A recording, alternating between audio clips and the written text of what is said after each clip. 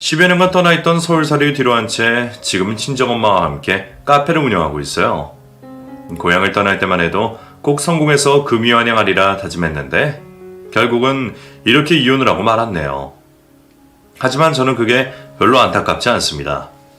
요즘 세상에 여자 혼자 산다고 큰일 나는 것도 아니고 정말 더 큰일이 벌어지기 전에 이혼을 한 게 천만 다행이다 싶거든요. 그동안 혼자 지내게 해서 늘 죄송했던 엄마를 이제라도 챙기게 되어 너무 행복하네요. 가난한 시골집에서 태어났던 저는 일찍 아버지가 돌아가신 뒤로 엄마와 단둘이 어렵게 살았습니다. 먹고 살기 위해 밭농사를 지셨던 엄마를 따라 저는 어릴 적부터 일손을 도와야 했어요. 어른이 해도 힘든 농사였지만 집에 일손이 둘뿐이라 제가 엄마를 도와야 했습니다. 저희 엄마는 어릴 적 소아마비를 앓아 다리가 불편하셨던 탓에 혼자 일을 오래 하실 수 없으셨거든요. 그래서 매일 엄마와 같이 밭일을 하고 저녁이면 아픈 엄마의 다리를 주물러 드리는 게 저의 반복되는 일과였습니다. 남들은 유치원 다닐 때부터 유치원도 못 가보고 그렇게 지냈던 탓에 저는 그 일이 지긋지긋할 수밖에 없었어요. 흙먼지 마시며 손에 떼끼게 일하며 자랐던 저는 늘 시골을 벗어나고 싶었습니다. 가난한 집에서 아픈 엄마와 둘이 사는 것도 싫었고 농사 짓는 일이 말고 멋진 일을 하면서 남부럽지 않게 살고 싶은 꿈이 있었어요. 그런 꿈이 모두에게 이루어질 수 없는 일인데도 그 시절 철이 없었던 저는 그저 서울이 궁금한 마음에 무작정 상경을 하게 되었습니다. 시골집에 엄마 혼자 두고 떠나려니 마음에 걸렸지만 그때는 뭐의 시익이라도 한 건지 겁도 없이 그런 결정을 했었어요. 서울만 가면 큰 돈을 벌 수 있을 줄 알고 성공해서 그때 효도하겠다는 핑계로 불쌍한 엄마를 외면하고 말았습니다. 그리고 저는 성공하겠다는 다짐대로 정말 열심히 살았습니다. 편의점 알바부터 시작해서 식당 일이며 옷장 사며 정말 별의별 일을 다 해봤던 것 같아요. 매일 아르바이트하고 쉬지도 않으면서 열심히 돈을 벌었죠. 하지만 그런 노력에 비해 저는 생각보다 큰 돈을 모으지 못했습니다. 시골과는 비교도 안 되는 비싼 서울 물가에 시달리는 통에 도저히 돈을 모을 수가 없었거든요. 월세에 생활비에 이것저것 빼고 나면 수중에 남는 돈은 겨우 몇십만 원이었습니다. 그마저도 시골 엄마에게 용돈을 붙여드리고 나면 더 남는 것도 없었죠. 그래서 어쩔 수 없이 저는 일을 2개, 3개씩 늘려가야만 했어요. 남들은 일주일에 하루 이틀이라도 쉬는데 위해서 저는 주말 평일 가리지 않고 일을 하고 심지어 야간 아르바이트까지 하며 빠듯한 삶을 살았습니다. 힘들고 피곤했지만 그래도 저는 그런 서울살이가 행복하기만 했어요. 내가 평생 동경하던 것들이 모두 있는 그곳에서 저도 새로운 삶을 갖고 싶었죠. 그렇게 몇 년이나 고생을 하면서 살던 저는 제가 늘 꿈꿨던 것처럼 서울에서 서울 남자를 만나게 되었답니다. 촌티가 나는 저와 달리 평생을 서울에서 나고 자란 서울 토박이었죠. 태훈 씨는 젊은 나이에 자기 사업을 운영하는 사람이었어요. 물론 자수성가는 아니고 아버지가 일찍 돌아가시면서 아버지가 하시던 정비소를 물려받았던 거지만 그래도 힘든 기술을 익혀서 사장 노릇을 하는 것도 쉬운 일은 아닐 거라 생각했습니다. 그래서 저는 자기 일도 열심히 하는 그 사람이 참 멋있다고 생각했죠. 저희는 둘 다 아버지가 일찍 돌아가셨고 홀어머니가 계시고 열심히 산다는 공통점들이 있었어요. 비슷한 부분이 많아서 그런지 부쩍 가까워졌던 저희는 알게 된 지 얼마 안 되어 진지한 만남을 시작하게 되었습니다. 연애 과정이야 뭐 남들처럼 별건 없었어요. 성향이 비슷해서 그런지 싸울 일도 별로 없었고 현실적인 사람들이라 만나면서 결혼 생각도 일찍부터 하고 있었죠. 그래서 저희는 계획했던 대로 2년 안에 끝에 결혼을 하며 열심히 모은 돈으로 작은 전셋집을 얻게 되었습니다. 아등바등 모은다는 돈으로 서울에서는 집 한 채 못 산다는 게 억울했지만 그래도 우리 힘으로 집을 얻을 수 있다는 게 다행이다 싶었어요. 지금은 당장 전셋집이지만 같이 열심히 벌면 금방 집도 살 수 있을 거라고 생각하며 저희는 결혼 이후에 더 열심히 살아갔죠. 저는 결혼 이후 남편을 도와 정비소 일을 하게 되었습니다. 남편은 차 수리를 하고 저는 고객 응대와 회사 운영 관리를 하면서 서로 합치를 맞춰 정말 열심히 살아보려 노력했어요. 주말도 없고 쉬는 일도 없이 정말 열심히 살았다고 생각했습니다. 이 정도로 노력한다면 분명 몇 년 안에 내 집 마련을 할 수 있을 거라고 생각했어요. 하지만 사업이라는 게 그리 쉬운 일은 아니었습니다. 찾아오는 손님들은 점점 줄고 새로운 경쟁업체는 매일 늘어났죠. 그래도 버티다 보면 언젠가는 좋아질 거라 생각하며 열심히 노력했죠. 그런데 어느 날 남편이 제게 갑자기 청천벽력 같은 소식을 전했습니다. 이제 막 1년이 안 된 전셋집을 비워줘야 한다는 거였죠. 알고 보니 남편이 정비소 일로 저 몰래 전세담보대출을 받았다가 빚을 갚지 못해 쫓겨나게 된 것이었습니다. 어떻게 그런 중요한 일을 나한테 상의 하나 없이 할 수가 있어. 그 돈이 어떤 돈인데 어떻게 그 돈을 잃었어. 나도 그러고 싶어서 그랬던 게 아니잖아. 잘해보려고 하다가 상황이 나빠진 걸 어떻게 해. 그럼 내가 그대로 가게문 닫고 망했어야 해? 적어도 나한테 상의는 했어야지. 그럼 이제 우리는 어떻게 해. 집도 없이 어디 가서 사냐고. 뭐 정 안 되면 우리 집이라도 들어가야지. 안 그래도 어머니한테 말씀드렸는데 어머니는 들어오라고 하셨어. 솔직히 지금 상황에서는 다른 선택지도 없고 감사한 일이지. 다행히 시어머니가 갈 것 없는 저희를 받아주겠다고 하셨지만 저는 그 상황이 달갑지는 않았습니다. 시댁살이를 자초하고 싶은 여자가 얼마나 될까 말이에요. 그래도 그때는 다른 방법이 없었어요. 남편이 여기저기 빚까지 짓고 있던 상황에 더 돈 구할 구멍도 없었고 정비소도 문을 닫게 되면서 저희는 벼랑 끝으로 내몰린 상황이었습니다. 결국 답도 없이 길에 나앉게 된 저희 부부는 다른 고민을 할 수도 없이 시댁에 들어가기로 결정했습니다. 그래도 다행히 시어머니는 저희를 반겨주셨고 제게도 친정처럼 편히 지내라며 저를 환영해 주셨어요. 그때까지만 해도 저는 어머니와 잘 지낼 수 있을 거라 생각했어요. 하지만 며느리는 결국 며느리일 뿐이었습니다. 분명 친정처럼 편하게 있으라고 하시던 어머니는 저희가 이사를 들어온 그날 새벽부터 저를 깨우셨어요. 돈 한 푼 아껴봤다고 업체를 부르지도 않고 남편과 둘이서 맨몸으로 이삿짐들을 옮긴 탓에 피곤에 쩔어있는 저를 말이죠. 얘, 너 언제까지 잘 거니? 얼른 정신 차리고 나와라. 예? 어머니 벌써 일어나셨어요? 여보 일어나봐. 걔는 왜 깨우니? 너만 조용히 나와. 심지어 아들은 자기 돌아가고 저만 부르셔서는 그 새벽부터 반찬을 만들고 상을 차리게 하셨습니다. 너는 평소에도 이렇게 늦잠을 자니? 지금도 잠이 치서 정신을 못 차리네. 어제 이사하느라 좀 피곤했었나봐요. 그리고 지금 너무 이른 시간인데 어머니는 왜 이렇게 일찍 일어나셨어요? 아유, 이사 2번 했다가는 아주 시엠이 다리 수발 들라 그러겠다. 이르기는 뭐가 일러. 벌써 6시인데 지금 밥해서 언제 먹니? 여자가 되어서 일찍 일어나서 상 차리고 살림 시작해야지. 너 기다리다가 내가 배가 고파 돌아가시겠다. 너 그동안에도 우리 대훈이한테 이렇게 한 거니? 밖에서 힘들게 일하는 이 아침밥도 제대로 안 챙겨준 거야? 솔직히 저는 그 상황이 당황스럽기만 했습니다. 평소 어머니는 늘 늦게 일어나시고 아침도 고구마 같은 걸로 때우신다고 들었는데 언제부터 새벽 일찍 식사를 하셨던 건가 싶었죠. 하지만 시어머니 앞에서 일일이 따져 물을 수가 없으니 그저 그러려니 하는 수밖에 없었어요.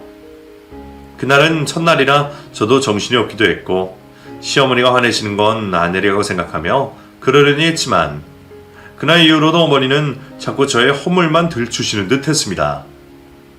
일부러 그러시는 건지 하나부터 10까지 제가 하는 일에 딴지를 거시고 탓을 하기 시작하셨어요. 그때는 저나 남편이나 참 바빴습니다. 정비소 문을 닫고 다른 일을 찾던 남편은 투잡, 쓰리잡을 뛰며 매일 밖에서 고생이었고 저도 한 푼이나마 벌어볼 생각에 식당 아르바이트에 집에서 부업까지 하며 같이 남편과 고생을 나누고 있었습니다. 피 같은 돈을 잃고 갈 곳까지 없어진 건 뼈아픈 일이었지만 돈이야 다시 벌면 되니까 힘든 일도 부부가 함께라면 이겨낼 수 있을 거라 생각했어요. 그래서 저도 남편을 도와 열심히 일을 다닐 수밖에 없었죠. 하루 종일 서서 뚝배기를 나르고 설거지를 하다 보면 관절 여기저기 아프지 않은 곳이 없었습니다. 젊었을 때는 하루 몇 시간씩도 했던 식당 일이었는데 나이가 들어서 그런지 저도 예전 같진 않더라고요. 정비소에도 쉽지 않다고 생각했는데 이제 와서 생각해보니 그때가 정말 천국이었습니다.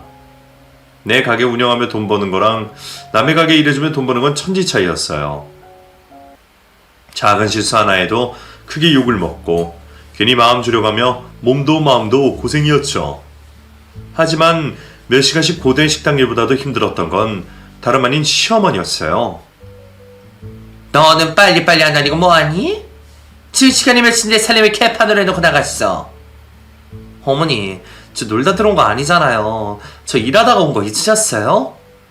누가 몰라서 묻니? 네가 일하면 뭐 어쩌라고? 밖에서 일하면 살림 안 해도 된다 그러냐?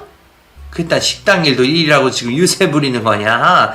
태훈이랑 하루 종일 밖에 나가서 추운 데서 고생을 하고 있는데 너는 팔자 죽기 실내에 틀어박혀서 설거지나 하고 얼마나 편하니? 밖에서 설거지 좀 한다고 집에서 하기 싫은 모양인데 나는 그냥 넘어가 줄 생각 없으니까 앞으로는 일 나가기 전에 살림 싹 해놓고 나가던가 해라. 어머니가 그렇게 화가 나셨던 이유는 설거지 때문이었습니다. 그날 오전에 제가 급하게 나가느라 그릇 몇 개를 담궈두고 나갔었는데 그걸 가지고 제가 살림에 소홀했다고 혼을 내셨던 거였어요.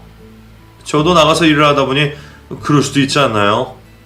평소에는 살림을 제가 다 도맡아 하니까 어쩌다 가끔씩 그릇 몇 개 정도야 시어머니가 대신 해줄 수 있다고 생각했는데 아마 시어머니는 제가 그렇게 생각한 게 기분이 나쁘셨던 모양이었습니다. 제가 얹혀 사는 며느리 주제에 하늘 같은 시어머니를 은근슬쩍 부려먹으려 한다고 생각하셨죠. 그날은 처음으로 시어머니께 호통을 듣고 저도 꽤 충격을 받았습니다. 남편은 아들이라며 밖에서 고생한다고 그렇게 안쓰러워하시더니 저도 남편만큼은 아니지만 열심히 일하고 있는데 제가 나가서 일하는 건 아무 고생도 아닌 것처럼 말씀하시는 게 참 섭섭하더라고요. 아무리 며느리랑 아들이 다르다고 하지만 먼저 친딸처럼 대해주시겠다던 분이 어떻게 저렇게까지 차별하실까 싶었죠. 어머니 입장에서는 아들만 고생하는 것처럼 보여 속이 상하실 수는 있다고 생각했지만 그래도 제가 그런 대우를 받아야 하나 싶었어요. 하지만 그 후로 더한 고생이 펼쳐질 줄은 그때는 전혀 몰랐습니다. 그날 이후 어머니는 제가 일에 나가기 전에 할 일을 제대로 해놨는지 늘 확인하셨습니다. 욕실 청소 끝냈니? 예, 물청소까지 다 했어요. 설거지랑 내일 먹을 반찬도 해놨고? 예, 어머니가 시키신 건 다 했어요. 저 이제 가봐도 될까요? 일하러 가야 하는데 시간이 늦을 것 같아서요. 지금 뭐 어디서 시어머니 말이 끊고 있어? 넌 날 아직도 이렇게 만만하게 보니? 아니면 너네 집에서 그렇게 가르쳤니? 내가 물으면 묻는 대로 대답이나 할 것이지 어디 말대꾸를 앓고 있어? 어머니, 저 정말 늦으면 안 돼요. 가뜩이나 요즘 일도 구하기 힘든데 이러다가 저 잘리면 큰일 나요. 그거야 네 사정이고 네가 지금 밖에 일에만 신경 쓰면 되는 거라고 생각하나 본데 나도 수틀리면 너 내쫓아버릴 수 있다는 생각은 안 하니? 돈도 없고 갈 것도 없는 애가 겁도 없나 보지? 어머니, 왜 말씀을 그렇게 하세요? 제가 그렇게 미우세요? 미운 짓만 골라서 하면서 안 믿겠니? 얹혀 사는 주제에 어른 어려워할지도 모르고 지 남편만 혼자 고생시키고 발타 좋게 낮잠이나 자면서 말이야. 너만 보면 내가 속에서 천불이 난다. 솔직히 저는 시댁에 들어간 이후로 잠을 푹 잡은 일이 없었습니다. 밖에서 일하고 들어와서 부업까지 하는 것으로도 벅찬데 온 집안 살림은 저 혼자 다 하고 거기다가 시어머니가 시키시는 일까지 하다 보니 하루 24시간이 48시간이 되어도 모자랄 지경이었어요. 시어머니가 안마라도 시켜지는 날에는 몇 시간이고 어머니가 잠드실 때까지 주물러 드려야 했고 그러다 보면 저는 새벽 늦게까지 혼자 부업을 하다가 겨우 3시간 정도 쪽잠을 자는 게 전부였습니다. 그렇게 자고도 아침이면 꼭 새벽같이 일어나서 시어머니 듯이 아침상을 차려야 했죠. 어머니는 아침 드시고 다시 주무시면 그 말이지만 저는 그러고 나면 곧바로 상을 치우고 살림을 하고 바로 나가서 일을 하고 저녁이나 되어 돌아와야 했어요. 그럼 또 곧바로 저녁상 차리고 살림하고 부업하고 그러다 보면 매일매일이 쉴 틈 없는 하루의 연속이었습니다. 그래서 잠시 낮잠을 잤던 게 그렇게 싫으셨던 모양입니다. 그런 와중에 시어머니의 막말과 억지까지 당해내야 하다 보니 저는 몸도 정신도 점점 비폐해져 갈 수밖에 없었어요. 어머니는 더 이상 저를 잘 대해주실 생각도 없으신 건지 매일 제게 윽박지르고 무시하시는 게 일상이 되어버렸습니다. 저는 어머니가 왜 그렇게 저를 싫어하게 되신 건지 이해를 할 수 없어 속이 답답했어요. 저도 욕 듣지 않으려고 열심히 고치고 계산하는데도 어머니는 그 다음이면 또 다른 핑계로 저를 미워하셨습니다. 한 번은 너무 크게 걷는다고 하시기에 살금살금 다녔더니 이번에는 또 제가 너무 조용히 다녀서 지나간 줄 몰랐다며 늙은 시어머니 놀래켜서 죽이려 한다고 화를 내시더라고요. 그러다 보니 저는 집에서 밥 먹는 것도 화장실 한번 가는 것도 스트레스 일 정도로 시댁살이가 편하지 않았습니다. 제가 아무리 노력해도 그러시는 걸 보면 어머니에게 다른 이유가 더 있을 거라 생각했어요. 그래서 제발 이유라도 알고 싶은 마음에 남편더러 도와달라고 해봤지만 바쁘고 심신이 지친 남편은 제 일을 걱정해줄 여력이 없어 보였습니다. 여보, 나 진짜 어머니 때문에 너무 힘들어. 아무리 우리가 얹혀 살고 있고 미운 며느리라고 해도 적어도 사람이 숨을 쉴 수 있게 해주셔야 될 거 아니야. 이젠 내가 걷는 것도 싫으신지 뭐든 다 화를 내셔. 옛말에 며느리 발뒤꿈치가 계란 같다고 미워한다 그러더니 그 말이 딱이야. 대체 어머니가 갑자기 왜 저러시는지 알고 싶어서 대놓고 물어봐도 솔직하게 말씀도 안 해주시고 이유를 알 수가 없어. 어머니가 당신한테 하는 게 그렇게 심해? 그나마 당신이 있을 때 안 그러시니까 잘 모르겠지. 당신이 직접 못 봐서 그렇지 장난 아니라니까. 말로만 들으면 그런가 보다 하지만 그걸 매번 당하는 나는 진짜 죽을 것 같아. 내가 정말 얼마나 힘든지 알아? 나 요즘엔 어머니 발소리만 나도 깜짝깜짝 놀라고 심장이 떨려. 괜히 당신한테 걱정 끼치고 싶지 않아서 혼자 참으려고 했는데 나도 이제 더는 못 참겠어. 정말 한계야. 처음에는 내 탓이다 싶어서 뭐든지 고쳐보려고 하고 어머니 눈밖에 안 나려고 노력해봤는데 아무 소용없어. 그러게 나도 어머니가 왜 저러시는지 모르겠네. 그래도 당신이 좀 참아야지 어떡해. 그렇다고 지금 당장 우리가 나가서 살 수도 없잖아. 그리고 원래 시어머니랑 며느리 관계는 다 불편하고 그런 거 아니야? 고부관계 좋은 지 몇이나 되겠어. 당신도 어머니랑 같이 지내는 게 처음이다 보니 놓치는 게 있겠지. 아마 어머니도 적응되지면 괜찮아지실 거야. 그게 아니라니까 그래. 그러지 말고 당신이 어머니한테 직접 말 좀 해보면 안 될까? 그래도 당신 말은 들으실 텐데. 내가 나서면 더 난리일 텐데. 그리고 나 그런 데 신경 쓸 여력이 없어. 아 진짜 너무 힘들어서 죽을 것 같아. 저도 괜히 남편에게 한탄을 하고 싶지는 않았지만 도움 구할 곳이 남편밖에 없으니 어쩔 수 없었어요. 그래도 남편에게 부담이 되지 않게 조심히 부탁하려고 했던 건데 남편은 제가 겪는 일을 그냥 흔한 고부간의 문제 정도로만 생각하는 듯 했습니다. 너무 섭섭하고 서러웠지만 당장이라도 피곤해서 쓰러질 것 같은 텅 빈 눈으로 말을 하는 남편을 보니 내가 그 사람을 더 괴롭히면 안 되겠다는 생각이 들더라고요.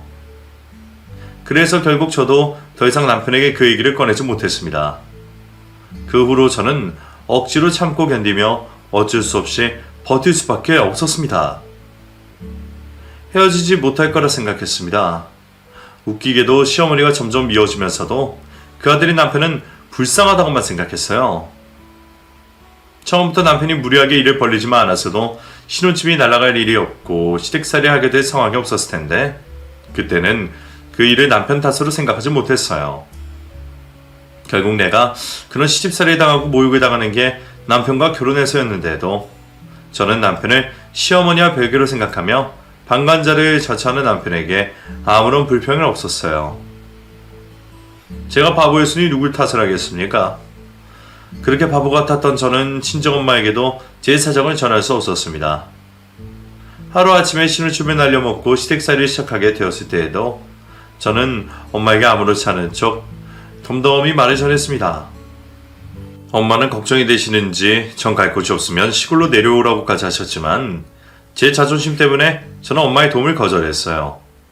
내가 선택한 결혼이고 우리 부부의 일인데 그런 와중에 힘들게 사는 엄마에게까지 도움을 구하고 폐를 끼치고 싶지 않았거든요. 그래서 대신 선택한 시댁살이였고 그랬기 때문에 저는 버틸 수밖에 없었죠. 시댁살이 하는 딸이 혹시 구박당하지 않을까 싶어 걱정하시는 엄마에게 저는 괜찮다는 말만 전했습니다. 너 정말 괜찮은 거 맞아? 괜찮다는 애가